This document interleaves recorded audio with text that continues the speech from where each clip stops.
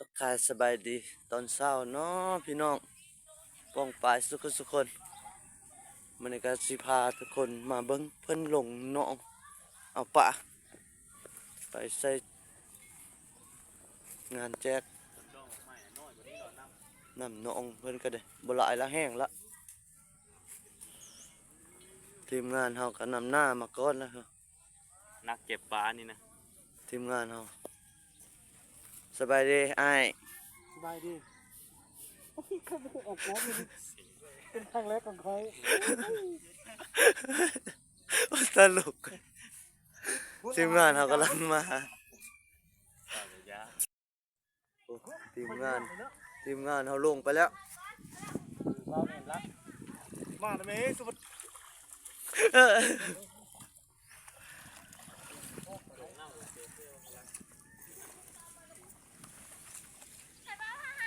เบิ่งคนบ่เป็นตาหนาวเด้เบิ่งมัมก้นมานะมัมหรือตุ้ยอยู่กว่าหนมัม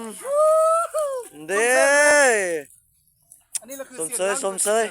โอ้ให้เอาโยนเอาบ่เป็นมาริโอมันเอาอันแนวใส่มาใส่แน่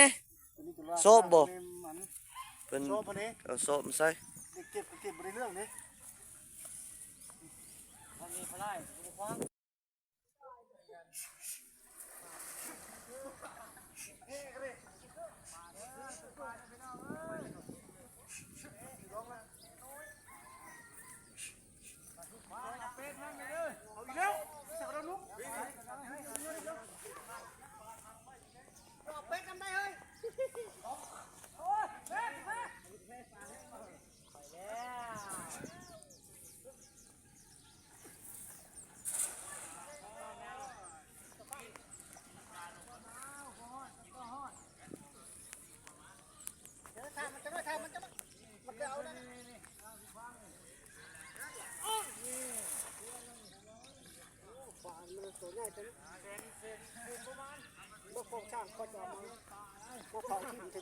ดูสั่ง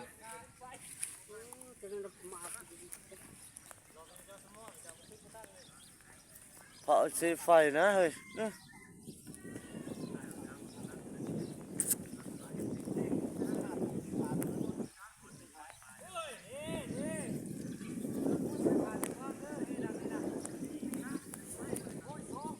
ถือแล้ว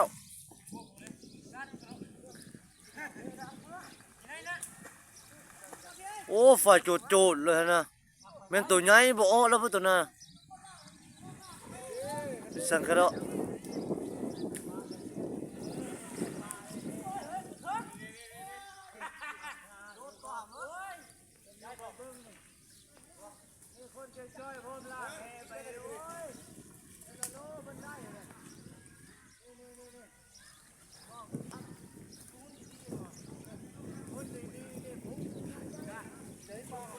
เด้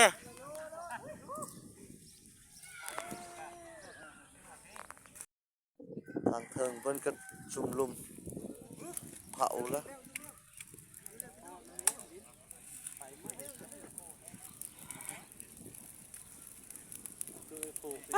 รีวิวผมเรียกว่ารีวิวดอกเฮ้ย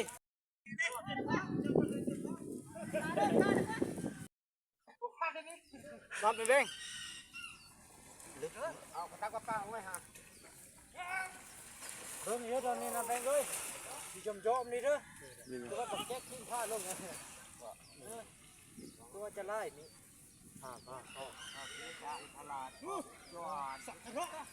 ตื่นแล้ว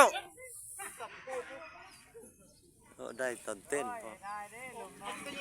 พอมันเฮคาดเบิดแล้วบ่7อย่าง3โลประมาณอย่าง17เลิกแล้วนะมาก็ยังมีเปล่านึงใส่ตุ้ยพระเจ้าตุ้ย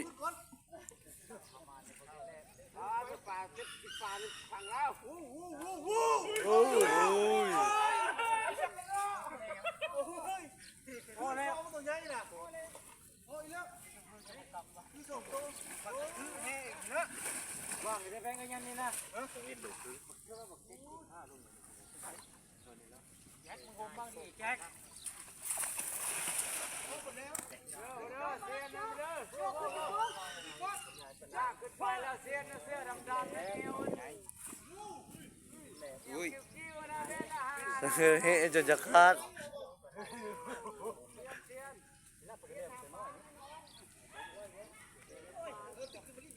ยึงมาเด้มปล่อยหัน ย่อเบิ่ง